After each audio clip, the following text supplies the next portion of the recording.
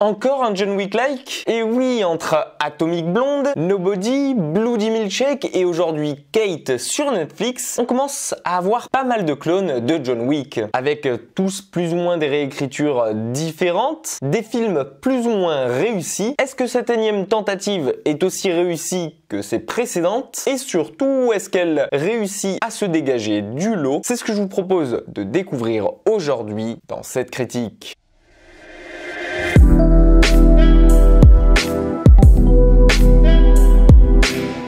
Une Mary-Elizabeth Winstead explosive dans le rôle principal, un duo improbable, un scénario bien barré, de l'action à volo dans un film qui pète visuellement. Voici ce que nous propose Kate au travers d'un petit détour au pays du soleil levant. Dans cette nouvelle itération féminine de John Wick, nous allons donc suivre Kate, une tueuse à gages dont les heures sont comptées et qui cherche à se venger suite à son empoisonnement au travers d'un film d'une petite heure et demie. Elle qui a toujours plus ou moins travaillé pour les mêmes patrons, elle décide de prendre sa retraite à la suite de son dernier assassinat dans lequel intervenait une petite fille, ce qui était pourtant sa seule règle d'or qu'elle s'était fixée dans son règlement. Elle qui pense désormais à fonder une famille pour arrêter tout ça et à vivre loin du sang et des armes, bref, loin de tout ce qu'elle connaît depuis son enfance. Elle a pourtant une dernière mission à achever qui va par la suite l'amener à faire un duo improbable avec une jeune fille pour s'approcher de ceux qui ont tenté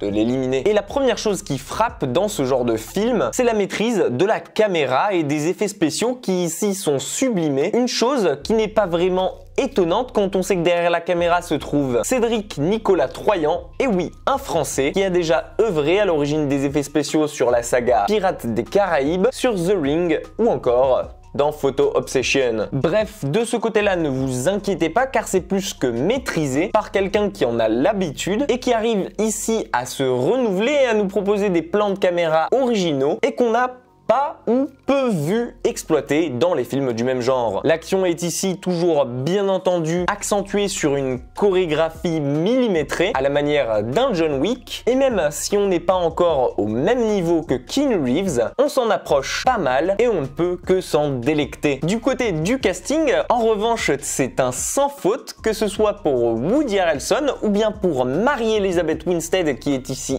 explosive dans le rôle principal et qui porte à bout de bras le scénario tout au long du film, comme on avait déjà pu l'avoir faire dans le passé avec 10 Cloverfield Lane. Par contre, là où je serai franc et là où pêche sincèrement le film de Netflix, c'est dans sa construction et d'autant plus dans son scénario qui malheureusement n'apporte pas grand chose au genre ici. On fait face quasi à la même chose que nous avait proposé Bloody Milkshake il y a à peine 2 mois. Et si je peux comprendre que les scénarios de ce genre-là se ressemblent et ont tendance à aller au plus simple, en se focalisant avant tout sur les effets spéciaux, les effets visuels, la baston, et en se focalisant surtout sur une vengeance sordide à propos d'un chien, d'une voiture ou bien pourquoi pas d'une maison, eh bien je suis au regret de vous dire qu'au bout de la 6e fois ici, on commence à être très habitué et à connaître son fonctionnement tellement par cœur qu'au bout de la 15e minute du film, on avait déjà découvert la fin de ce dernier. En tout cas, pour ma part, c'est ce qui m'est arrivé. Alors, je ne veux pas dénigrer tous les points positifs cités précédemment, d'autant plus que si vous aimez comme moi Mary-Elizabeth Winstead, vous allez l'adorer dans ce rôle-là. Mais je pense que si, comme moi, vous aimez ce genre de film et que vous avez l'habitude de les regarder dès qu'il y en a un qui sort, vous allez pas être surpris du tout. Et vous risquez d'en ressortir déçu et avec une forte impression de déjà-vu. En revanche, pour tous les autres qui n'auraient vu que les John Wick, je pense que celui-ci peut être une bonne alternative et a de fortes chances de vous intéresser. A noter qu'il ne s'agit là que du 2e film de notre réalisateur Frenchy, après Le Chasseur et La Reine des Glaces, et qu'au vu de sa prise de risque dans les plans, de sa maîtrise de la caméra et des effets spéciaux ici, ça ne peut être qu'encourageant pour le reste de sa carrière. Alors, si vous avez eu l'occasion de voir Kate, disponible depuis aujourd'hui sur Netflix, n'hésitez pas à me faire votre retour en commentaire dessus. Si la vidéo vous a plu, pensez à laisser un petit like et à vous abonner à la chaîne si ce n'est pas déjà fait. On est bientôt 800 dessus et pour tout ça, merci beaucoup. Prenez soin de vous et comme d'habitude, je vous dis à très vite